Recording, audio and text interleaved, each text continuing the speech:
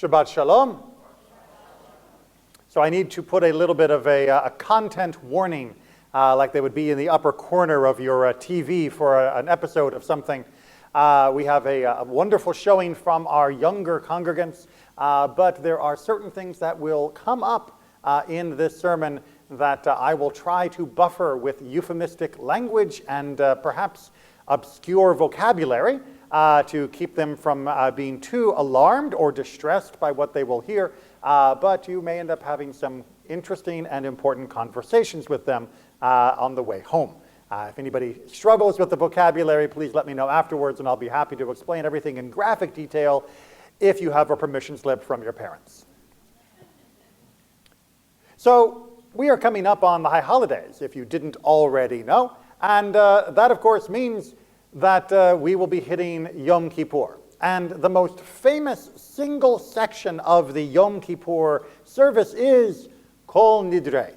Of course, it's technically not part of Yom Kippur because it is a legal declaration, which means we couldn't do it if Yom Kippur had already begun, but we do it right at the last minute before Yom Kippur in order to make sure, one, we have a crowd, and two, to make sure that we are saying it before Yom Kippur begins. Now, what is Kol Nidre about, apart from a beautiful melody and stirring imagery, perhaps from your childhood or other times in your life? What is the content of Kol Nidre?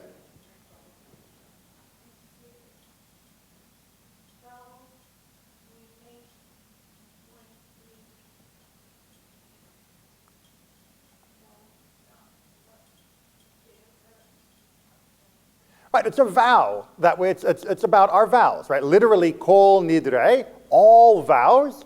And then we get into the thesaurus, all vows or oaths or promises or obligations. There's a whole category of different types of vows that we might have made or might be about to make.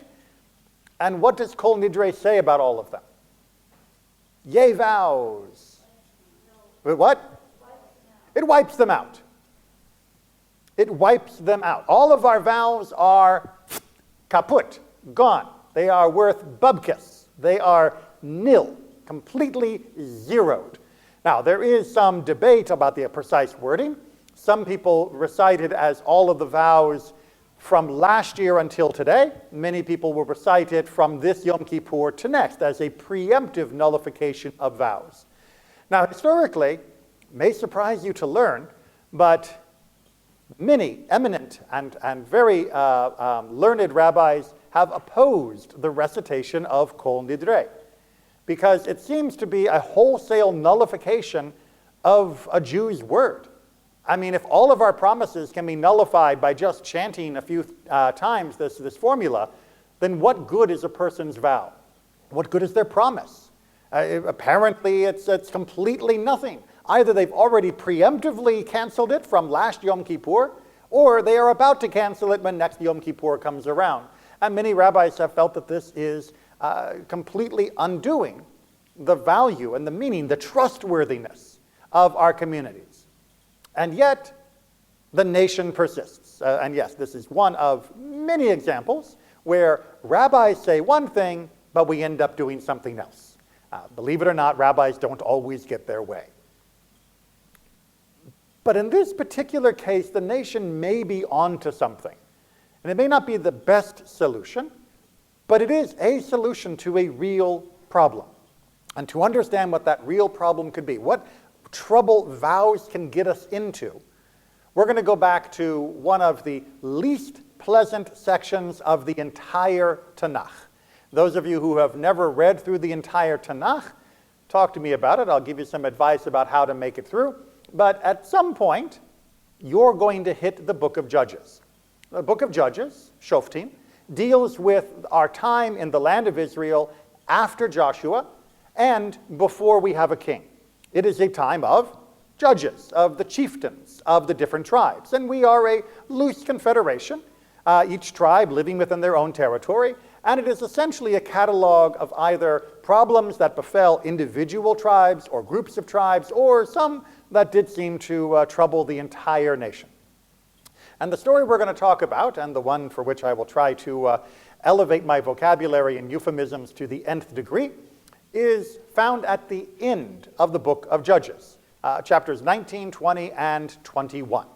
And it deals with, well, ostensibly a concubine. And I'll leave you to translate that word for anyone who needs additional translation. You see, there was a man, a Levite, who had a concubine, and she went back home. Now, we're not given the explicit explanations of why she left him, but it appears that there may have been some brouhaha back at home. The Talmud puts him kind of in a bad position, a bad light of needlessly complaining, or perhaps her for needlessly messing things up. But for our story's purposes, the important thing is she's gone home. Because that's what you do when you have a fight with your significant other. You go back to your dad and your mom and complain about them. Well, eventually the Levite decides that he wants to go get her, that he doesn't want to just let her leave. And so he goes down and he talks to her father, and eventually, after much rigmarole, he convinces her to come back with him. No problem, except it's getting late. And the trip all the way back home is going to take, well, more than one day, so they need to stop off for the night. And so they pick the quaint little town in the tribe of Benjamin's territory known as Gibeah. Now, Gibeah is perfectly normal as far as we can tell. And they roll into town with their donkeys and their supplies, and they prepare to spend the night in the town square. That's what travelers could do. You just sleep there, no problem, and then in the next morning, you get up, you carry on. You'll be perfectly safe because you're in a town, right? Not in Gibeah. An old man comes out and says, "What are you doing here?" And they say, "Oh, well, we're just spending the night. We're going to be on our way in the morning." He's like, no, man, come with me. Like, no, we've got food for our donkeys. We've got food for ourselves. We don't need your hospitality. Thank you so much, but we're good. And the man says, you're coming home with me right now.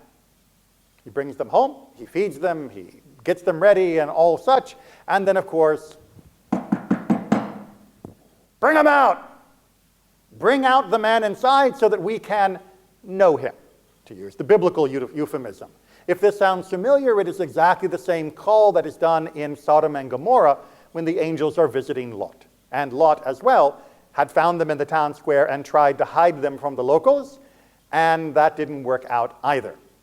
The locals have shown up, and they apparently are going to have their way with the man, the Levite, because that is a way of showing dominance. Indeed, this type of assault was very common, and still in many places, is a way of male upon male pecking order establishment to establish who is, pardon the expression, on top. And the older man of the house, the one who was a local, says, no, don't do such a terrible thing. Don't worry. Here's my daughter, and here's his concubine. So, do what you want. And the men of the town say, no, we don't want that, we want him. Because after all, it's not about sexual release, it is about establishing dominance. And the Levite, the one who had come all the way down to finally retrieve his concubine, maybe even reconcile, takes his concubine, pushes her out, slams the door shut after her, and then holds up for the night inside the house. And she is taken away by the mob. Eventually, the mob is done. And she comes crawling back to the door and slumps against the door frame, which is where he finds her in the morning. He opens the door, and there she is. And he says, come on, let's go. Literally, this is what he says to her when he finds her body in the morning. And lo and behold, she doesn't get up because she's dead. She has been killed by the abuse that has been perpetrated upon her by the citizens of Gibeah. Everybody with me so far? Okay. He knows that this is a horrible travesty that he participated in his own way, but obviously the citizens of Gibeah are the true criminals, and so they have to be brought to justice. He is not confident, you might imagine, in the local justice, because after all, the local mob just perpetrated the crime, and as we've seen within our own country's history, when a town perpetrates a crime in mass, you're not likely to find justice from within the institutions of that town. Ask any of the towns of the American South that involved themselves in the horrible crimes of lynching. You didn't normally find a local sheriff who was willing to prosecute, because usually they were part of the group that was persecuting the victim. So, he wanted to go outside. But how to get the attention of the rest of the tribes of Israel? What can I possibly do to make them understand the travesty that has occurred, the brutality that has occurred? No problem. He sharpens his knife and he dismembers her corpse. And then he sends a peace to all of the other tribes. I mean, it's the natural thing to do, right? Yeah, we're going to come back to this whole theory in a second. The other tribes are like, what in the world is this? I mean, imagine getting that in your post box. And they investigate and find out what had happened. They find out the calamity, and they tell the tribe of Benjamin, all right, look, all of us, all the other tribes, we are in this together. Your town has messed up, and we want justice. And the tribe of Benjamin says, nuh-uh, they're Benjamites. They're ours. We're not going to hand them over to you. They're our tribe. And whether or not they wanted to admit that what they had done was right or wrong, more important to Benjamin was the fact that they were not going to allow their people to be treated to the justice of some other group. And so the rest of the tribes of Israel, hundreds of thousands of them, say, all right, it's war. And they go to war against Benjamin. Now, Benjamin may be small, but they're tough, and the war is hard fought. Many more details in the Tanakh. But eventually, through both cunning and persistence, the rest of the tribes win. And they go on to massacre most of the tribe of Benjamin. And then they finish. And then they say, oi, what did we just do? We've almost wiped out the tribe of Benjamin. That's terrible. How could we do such a thing? A tribe of our brothers we have decimated. Oh, oy vavoy, they'll never recover. I mean, especially because we all took a vow that we would never allow any of our daughters or sisters to marry into the tribe of Benjamin. They're, because of our massacres, not going to have enough women to repopulate. Oh, oy vavoy, what can we do? Our vow binds us. We cannot escape the consequences because we swore that we would never allow such a thing to happen. But don't worry. In a whole long series of great decisions, they come up with a solution. The solution is very simple. We will allow our daughters and sisters who have never known a man to go out into the field, and we'll tell the Benjamites that they're going to be there. And then the Benjamites can swoop down and abduct them and take them. And, they'll be wives for the Benjamites, whether they like it or not. And anybody that complains about their daughter or relative being abducted like this, we'll say, this is the only thing we could do. We had taken a vow. We were stuck. So, just let her go. It's okay. It's for the best. And that's pretty much how the book of Judges finishes. But with one little codicil at the very end. And it says, because in this day, in the days of Judges, there was no king in Israel, and everyone did what was right in their own eyes. Everyone was just making it up as they went along. They were deciding for themselves what was moral. All right, so let's rewind the story briefly and go back to all of the different inflection points and the mistakes that were made. We're going to set aside the individual mistakes, that is to say the mistakes of the Levite and the mistakes of the old man and the mistakes of the particular people of the town. Those are individual, but let's talk more collective mistakes. What was Benjamin's mistake when this crime was brought to their attention? Really? Benjamin's no problem? Benjamin has no fault of any of this? They didn't address it. I mean, come on. Look, yes, they're part of your tribe, they're part of your people, but they committed a horrible crime. And do you honestly think loyalty to them supersedes the crime that they committed? And more importantly, do you imagine that you are safe while protecting them just because they're part of your tribe. Oh, because they're only going to do it to strangers? You think that's going to work out well for you in the end? You think harboring and abetting a criminal just because they happen to share a name with you is perfectly fine? No. The Benjamites should have said, whoa, wow, that's monstrous. We are going to prosecute everybody involved, and to the full extent of the law, they will be punished. Boom. Problem solved. Right? Story's over at that point, and we would have been good. But the Benjamites stood with their brothers more than they were willing to stand with justice. And as much as we value that kind of loyalty, here it is tripping them up into calamity. All right, so imagine the Benjamites don't do the right thing. After all, they didn't. Where was the major mistakes made by the rest of the tribes of Israel? What other blunders did they go through? The slaughter. How about don't massacre people? Right? How about, I don't know, sanctions? Maybe put them under, some sort of embargo. Make sure that Benjamin knows that until they have pursued justice against these people, that their trade and their commerce with the rest of the nation is not going to be allowed. Give them an opportunity to fix their stupid mistake without immediately going to war. And then if you do go to war, don't just start murdering people. Like, if you're going to the war because these people committed a crime, don't go into a war that massacres thousands of other people who didn't actually commit the crime. Yes, they were wrong for harboring and protecting these people, but really, they all deserve to die? Clearly, they didn't think so because they regretted that as soon as they had finished putting away their swords. Which brings us to their other major mistake, their hasty vow. None of us will ever give a woman of our family in marriage to a Benjamite.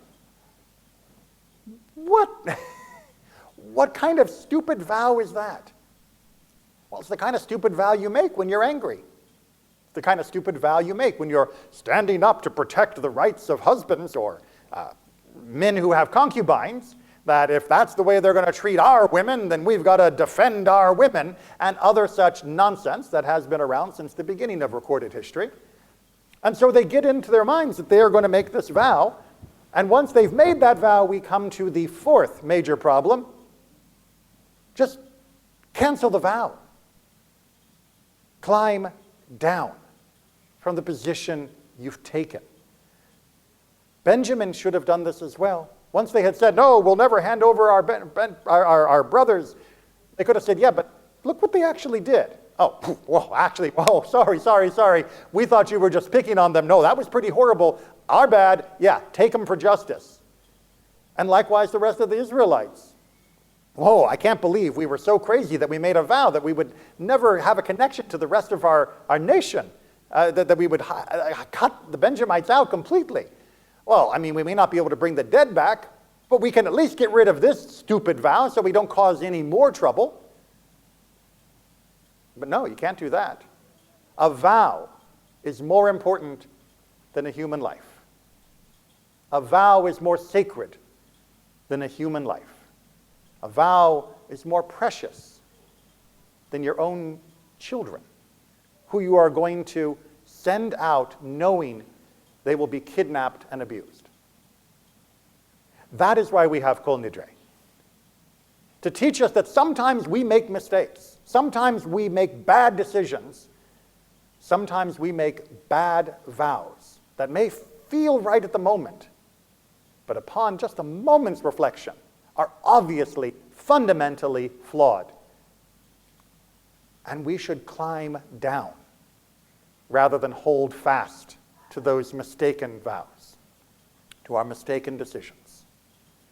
To be able to say, I was wrong. I never should have promised that.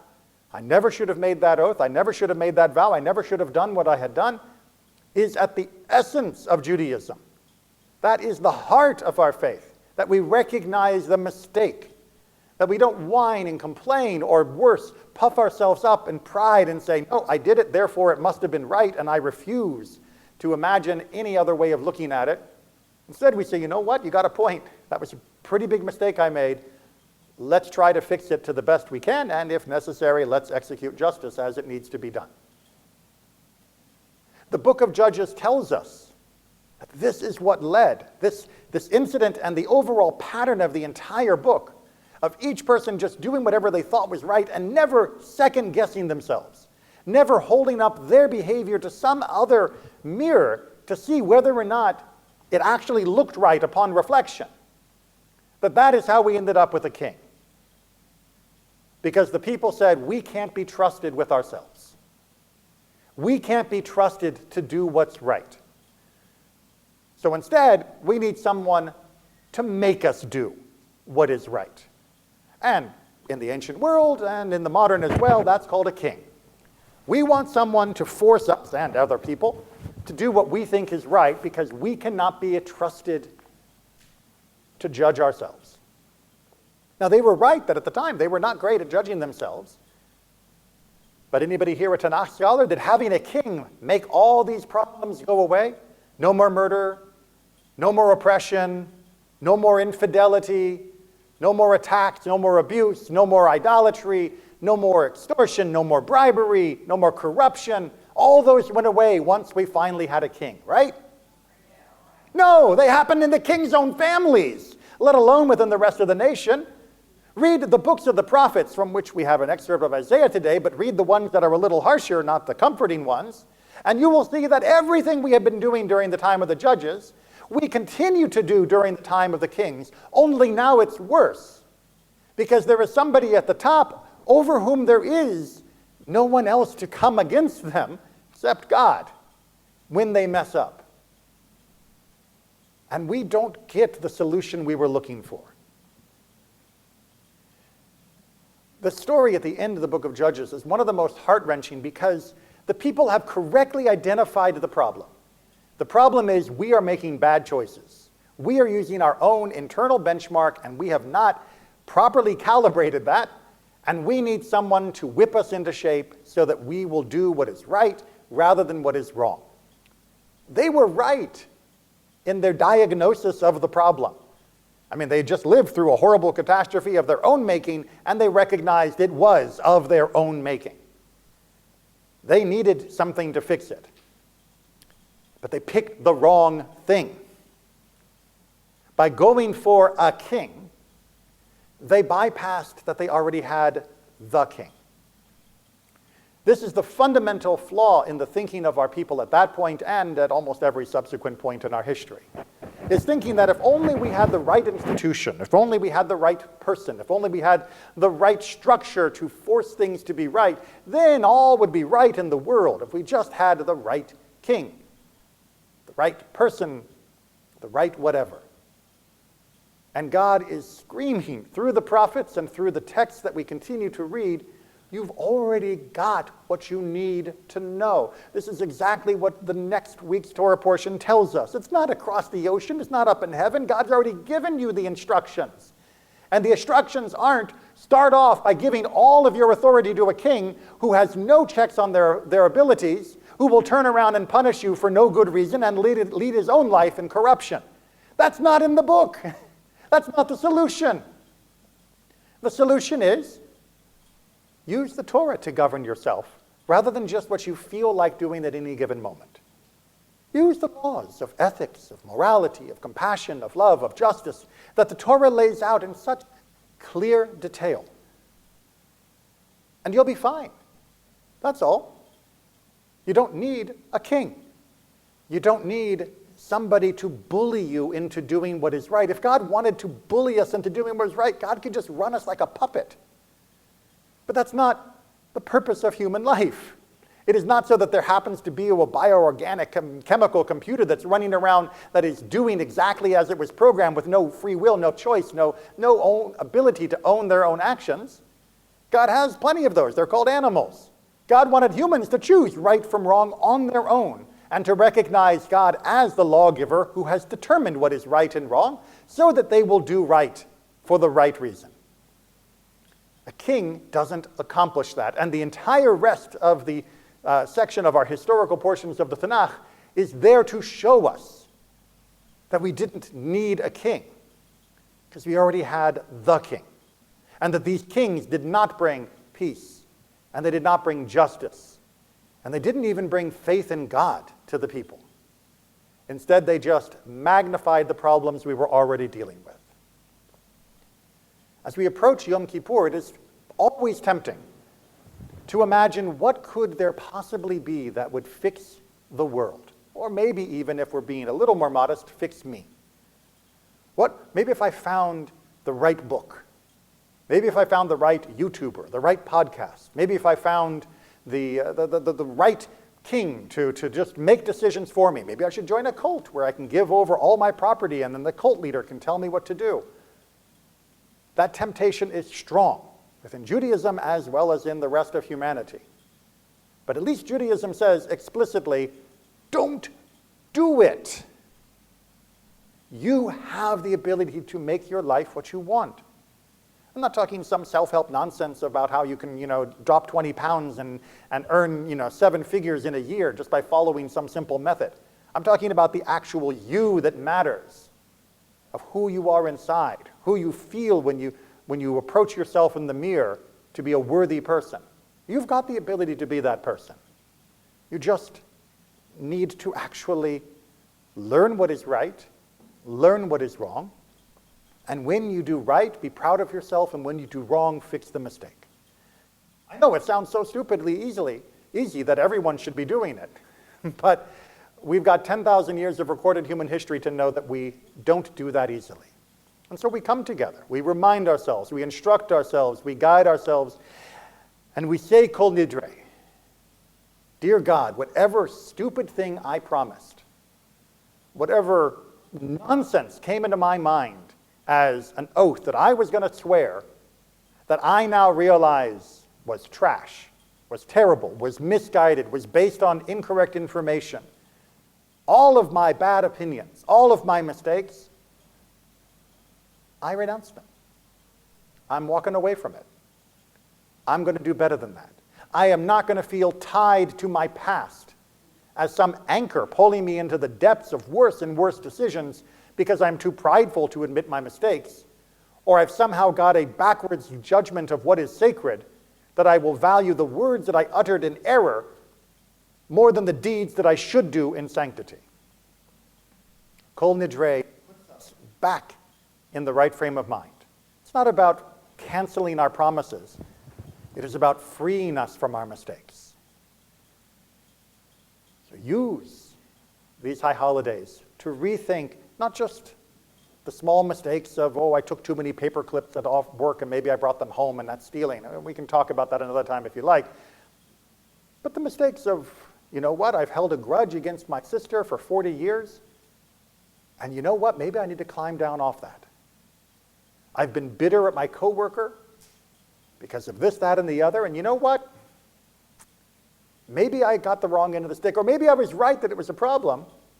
But my reaction and my response and my vow against them was disproportionate, was incorrect. Maybe I've held opinions about public policy, about interpersonal relationships that other people have, that I realize now, maybe my position and what I have advocated for is going to come back to bite someone. It's going to lead to situations like we see in the book of Judges. Maybe I need to just nullify a few of those more extreme opinions that I've uttered and double check what I should be doing next. And not worry that someone will say I have flip-flopped, or I'm ambivalent, or I am weak of purpose. But instead recognize that I am doing what God has asked me to do, which is to live my life each day the best way I think I can, and to seek more information and wisdom to be able to live it better tomorrow, and then use tomorrow to fix the mistakes I made today, even when today that seemed okay. It is so simple in concept. It is so hard in practice. But God is there to give us strength, and our community is there to give you love and support. Shabbat Shalom.